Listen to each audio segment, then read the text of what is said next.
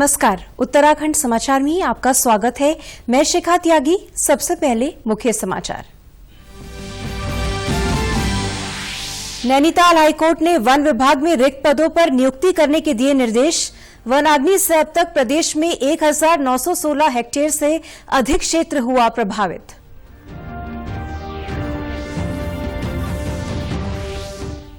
अब से कुछ ही देर में प्रधानमंत्री परीक्षा पे चर्चा कार्यक्रम में लेंगे भाग।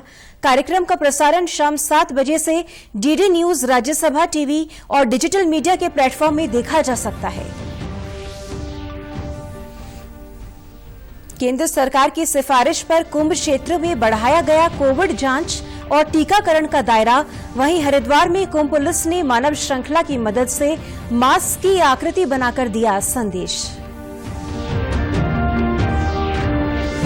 और देश विदेश के श्रद्धालुओं को आकर्षित करने के लिए चमोली जिला प्रशासन ने शुरू की टिम्बर सैंड महादेव यात्रा। नीति घाटी में भारी बर्फबारी से स्थानीय श्रद्धालुओं ने ही किए दर्शन। अब समाचार विस्तार से।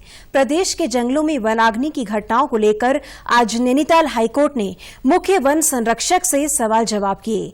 मुख्य न्यायाधीश की खंडपीठ ने सख्त रुख अपनाते हुए प्रमुख वन संरक्षक को निर्देश दिए हैं कि उत्तराखंड में रिक्त पड़े 60% ग्राउंड ड्यूटी के पदों और ACCF के पदों पर नियुक्तियां की जाएं। साथ ही NGT के द्वारा दिए गए निर्देशों का सख्ती से पालन किया जाए।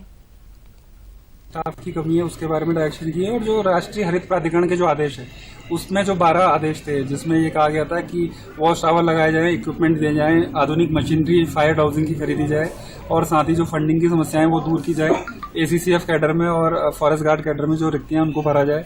और इसके अलावा जो डिजास्टर रेस्पॉन्स है उसका जो प्लान है वो डिस्ट्रिक्ट वाइज और डिवीजन वाइज बनाया जाए, बजाय कि पूरे राज्य के लिए मैदानी क्षेत्र और पहाड़ी क्षेत्र के लिए एक ही प्लान होने के बजाय। तो वो 2 तरह के प्लान बनाने के भी आदेश हैं। और कोर्ट के आदेशों का मंतव्य भी है कि न सिर्फ आग लगने के बाद बल्कि आग लगने से पहले भी पूरे वर्ष भर वन विभाग इसके लिए तैयार है। आपदा प्रबंधन राज्य मंत्री डॉक्टर धन सिंह रावत आज नैनीताल पहुंचे। सर्किट हाउस में जिले के अधिकारियों के साथ समीक्षा करते हुए उन्होंने आपदा से संबंधित वित्तीय प्रस्तावों को शीघ्र ही शासन को उपलब्ध कराने के निर्देश दिए। उन्होंने कहा कि प्रदेश के जंगलों में आग पर काबू पाने के लिए वन विभाग लगातार प्रयास कर रहा है। राज्य सरकार की ओर से वन विभाग को हर संभव मदद की जा रही है। वहीं वन विभाग के अनुसार पिछले अक्टूबर से अब तक प्रदेश में 1916 हेक्टेयर से अधिक का क्षेत्र वनाग्नि से प्रभावित हुआ है।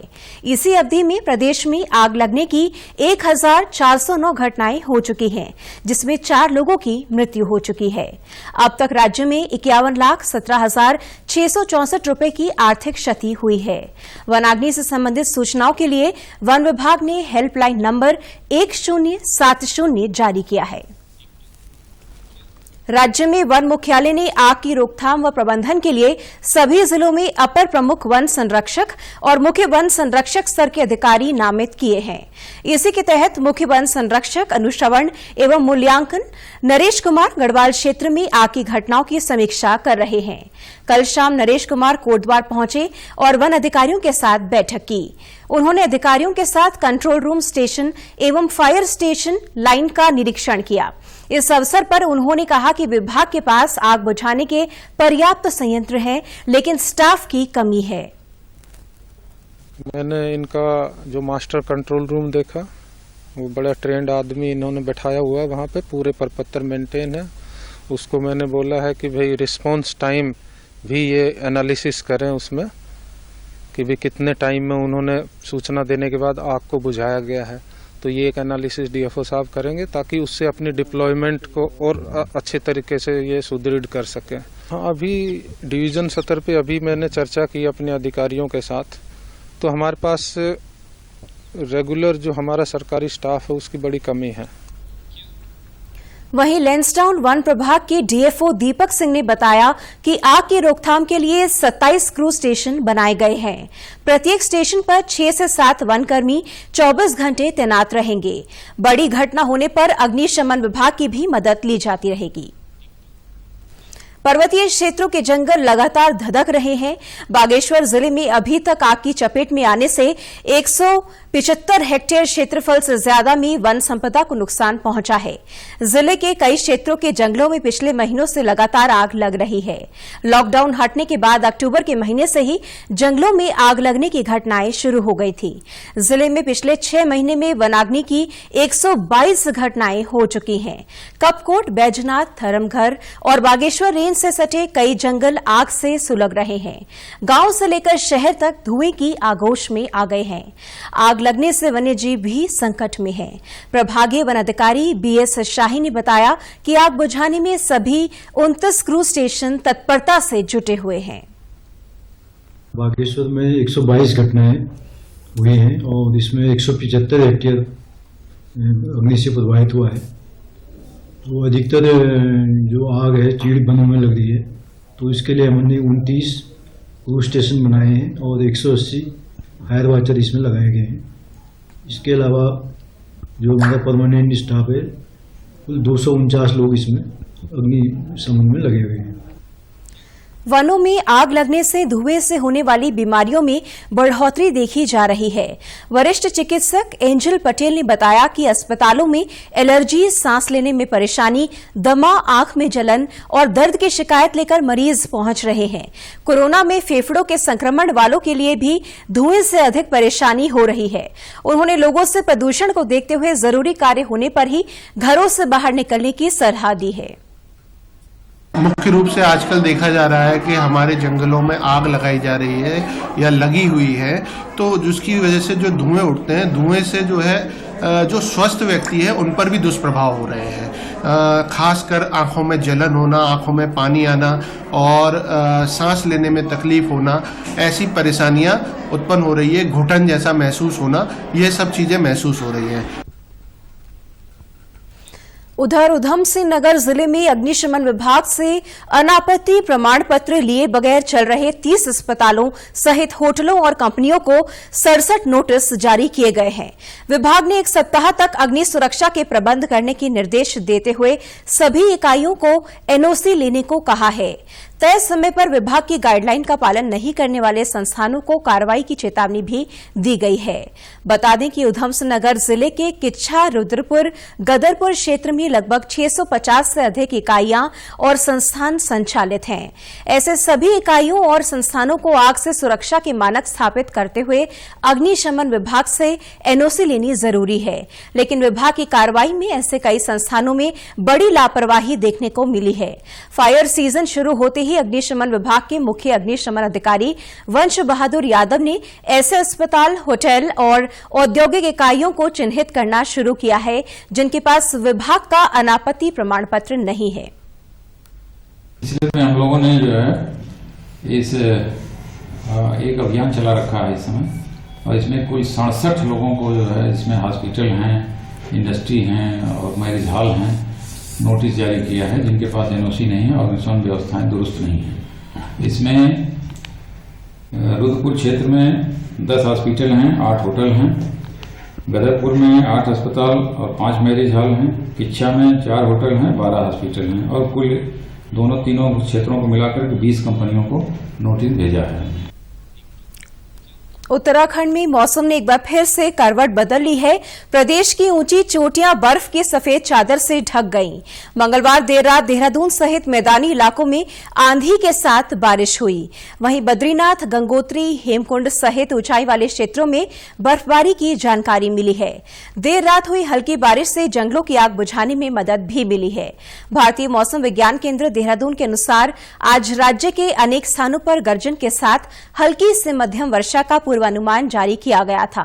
मौसम विभाग ने कल के लिए उत्तरकाशी, चमोली, रुद्रप्रयाग, बागेश्वर एवं पिथौरागढ़ जिलों में बहुत हल्की वर्षा या बर्फबारी होने और राज्य के अन्य स्थानों में मौसम शुष्क रहने की संभावना जताई है। अब से कुछ ही देर में प्रधानमंत्री परीक्षा पे चर्चा कार्यक्रम में भाग लेंगे। उन्होंने कहा है कि पहली बार वर्चुअल रूप से आयोजित किए जा रहे इस कार्यक्रम में दिलचस्प वार्तालाप होने की उम्मीद है, जिसमें विविध विषय शामिल होंगे। आज सुबह एक ट्वीट में प्रधानमंत्री ने कहा कि विद्यार्थी, शिक्षक और अभिभावक के रूप में सभी परीक्षा योद्धा हो सकते हैं। उन्होंने कहा है कि हमें परीक्षाओं को तनाव मुक्त बनाने के लिए काम करना चाहिए। ये कार्यक्रम डीडी न्यूज, राज्यसभा टीवी और डिजिटल मीडिया पर शाम 7 बजे से देखा जा सकेगा। केंद्र सरकार ने कुंभ मेले के मद्देनजर हरिद्वार में कोरोना जांच और टीकाकरण का दायरा बढ़ाने की सिफारिश की है। विशेषकर फ्रंटलाइन वर्कर्स और अखाड़ों के साधु संतों को भी टीकाकरण के लिए प्रेरित किया जा रहा है। टीकाकरण के केंद्रों में प्रशासन की अपील का असर देखने को मिल रहा है। कुंभ मेले में टीकाकरण अभियान के नोडल अधिकारी डॉक्टर नरेश चौधरी ने बताया कि प्रतिदिन 800 से 1000 लोग ऋषिकुल में बनाए गए टीकाकरण केंद्र में आ रहे हैं। साधु संत भी टीकाकरण में विशेष रुचि ले रहे हैं। उन्होंने बताया कि करीब 11 केंद्र हरिद्वार में टीकाकरण कर रहे हैं। इसके अलावा हरिद्वार में विभिन्न बॉर्डर पर आने वाले यात्रियों की थर्मल स्कैनिंग एवं कोविड जांच रिपोर्ट चेक की जा रही है। अब जो आप भीड़ भाड़ देख रहे हैं, साधु संत जो कुंभ मेले में, विशेषकर महाकुंभ मेले की वजह से आए हुए हैं, उन सभी में बहुत उत्साह है। आज आपने देखा बैरागी अखाड़े के सभी बड़े बड़े साधु संत खुद उत्सुक होकर ये वैक्सीन खुद लगवाने आए हैं और सभी अखाड़ों के महामंडलेश्वर साधु संत बढ़ चढ़कर इसमें वैक्सीन के लिए जो जागरूक हो रहे हैं और ये मैसेज भी दे रहे हैं कि दिगंबर अखाड़े के महंत चंद्रिका दास ने बताया कि उनके अखाड़े के सभी साधु संत टीकाकरण करवा रहे हैं। साथ ही सरकार की गाइडलाइन का पूरा पालन करने का प्रयास किया जा रहा है। वहीं आज हरिद्वार में पुलिस ने कोरोना महामारी से बचने के लिए लोगों को जागरूक किया। कुंभ पुलिस बल ने 2 गज की दूरी का पालन करते हुए मानव श्रृंखला की मदद से मास्क की आकृति बनाई। इस मास्क आकृति को बनाने में 5000 से अधिक कुंभ पुलिस के जवानों ने सहयोग किया। कुंभ मेला आईजी संजय गुंजाल ने बताया कि कोरोना संक्रमण का खतरा लगातार बढ़ रहा है। इसे देखते हुए हमने एक संदेश पहुंचाने की कोशिश की है कि महामारी अभी खत्म नहीं हुई है। इससे बचने के लिए मास्क का प्रयोग जरूरी है। जो मूल भावना है कि मानव श्रृंखला के माध्यम से मास्क की आकृति दी गई है, इस वजह से कि लोगों में अवेयरनेस फैले। और जिस तरह से कुंभ मेले का आयोजन अभी संक्रमण दर भी बढ़ रही है, किया जा रहा है, उसमें बहुत ज़रूरी है कि लोग संक्रमण से बचे, स्वयं को बचाए, खुद कारण न बने और संक्रमण रोकने में अपना रोल प्ले करें। वहीं ऊधमसिंह नगर जिला प्रशासन ने कोरोना के बढ़ते प्रभाव को देखते हुए जिले के सभी 7 सीमाओं में कोविड जांच को तेज कर दिया है। इसके साथ ही कोविड टीकाकरण में तेजी लाने के लिए लोगों को जागरूक किया जा रहा है। मुख्य चिकित्सा अधिकारी डॉक्टर देवेंद्र सिंह पंचपाल ने बताया कि प्रतिदिन लगभग 5000 लोगों को टीकाकरण हो रहा है, जिससे अब बढ़ाकर 7000 करने का प्रयास किया जा रहा है। सिडकुल कर्मियों के लिए ईएसआई अस्पताल में टीकाकरण की व्यवस्था की जा रही है। साथ ही घनी बस्तियों में चिन्हीकरण का कार्य किया जा रहा है। अभी तक 45 वर्ष से ऊपर के लगभग 62,450 लोगों का टीकाकरण किया जा चुका है। वहीं प्रतिदिन ऊधमसिंह नगर में 2200 कोविड जांच की जा रही है। जो रणनीति थी पुराने वाली कि हमें सैंपलिंग कैसे बढ़ानी, उसी रणनीति में हम चल रहे हैं और हमारे 7वें बॉर्डर पे सैंपलिंग हो रही है। 7वें ब्लॉक में हमारी सैंपलिंग हो रही है। ऊधमसिंह नगर में लगभग एक दिन में 1800 से 2000 तक की सैंपलिंग हुई है। आरटीपीसीआर, एंटीजन और ट्रूनेट अलग होते हैं। तो ये जाके हम लोग 21-22 तक जा रहे हैं। राज्य सरकार ने वित्तीय वर्ष 2021-22 के लिए जिला योजना के तहत 12 जिलों के लिए 462 करोड़ 62 लाख रुपए की धनराशि स्वीकृत की है। इस अवसर पर मुख्यमंत्री तीरथ सिंह रावत ने अधिकारियों को निर्देश दिए हैं कि विभिन्न योजनाओं में स्वीकृत धनराशि को जल्द से जल्द अवमुक्त किया जाए। उन्होंने कहा कि धनराशि समय पर आवंटित होने से ग्राउंड लेवल पर कार्य में तेजी आएगी। देश विदेश के श्रद्धालुओं को आकर्षित करने के लिए चमोली प्रशासन की पहल पर नीति घाटी में स्थित टिम्बरसैंड महादेव यात्रा को आज से शुरू कर दिया गया है। हालांकि भारी बर्फबारी व बारिश के बीच यात्रा में आज अधिक श्रद्धालु नहीं जा सके, लेकिन श्रद्धालुओं में यात्रा को लेकर उत्साह देखा जा रहा है। जोशीमठ की एसडीएम कुमकुम जोशी ने बताया कि भारी बर्फबारी से नीति मार्ग अवरुद्ध हो गया है, जिसके कारण बाहर से लोग यहां नहीं पहुंच पाए हैं। बीआरओ को मार्ग खोलने के निर्देश दे दिए गए हैं। नीति घाटी के स्थानीय ग्रामीणों ने पहले दिन दर्शन कर यात्रा का शुभारंभ किया। बता दें कि हर वर्ष प्राकृतिक बर्फ से यहां एक शिवलिंग का निर्माण होता है, जिसे देखने के लिए दूर दराज के श्रद्धालु यहां पहुंचते हैं। यात्रा शुरू करने का लक्ष्य यहां के प्राकृतिक सौंदर्य को तीर्थाटन और पर्यटन के लिए विकसित करना भी है। महादेव में एक अच्छी शिवलिंग बनती है जो बर्फ के कारण से बनती है और वो अभी भी वहाँ पे स्थापित है। तो उसके लिए क्योंकि वहाँ पे अभी कोई रहता नहीं है, इसलिए वहाँ हम लोगों ने हेल्थ डिपार्टमेंट की टीम को भी वहाँ पे डिप्यूट किया है और साथ में SDRF जवानों को भी वहाँ पे हम लोग रखेंगे। और ये डिसाइड भी किया गया है कि सुराई तोड़ा के बाद हम लोग 11 बजे तक ही लोगों को आगे जाने दें, जिससे कि लोग सेम डे दर्शन करके वापस भी आ सकें। उत्तराखंड की खबरों के लिए आप हमसे सोशल मीडिया के माध्यम से भी जुड़ सकते हैं। हमारा ट्विटर हैंडल है DD News_देहरादून, हमारा फेसबुक पेज है DD News उत्तराखंड और हमारे YouTube channel DD News Uttarakhand को भी आप सब्सक्राइब कर सकते हैं। कोरोना संक्रमण से बचने के लिए मास्क का अनिवार्य रूप से और सही ढंग से प्रयोग करें, साथ ही सामाजिक दूरी का ख्याल रखें, नियमित रूप से हाथ धोएं और याद रखें, कोरोना को हराना है, मास्क जरूर लगाना है। साथ ही अपनी बारी आने पर कोरोना वैक्सीन जरूर लगवाएं। नमस्कार।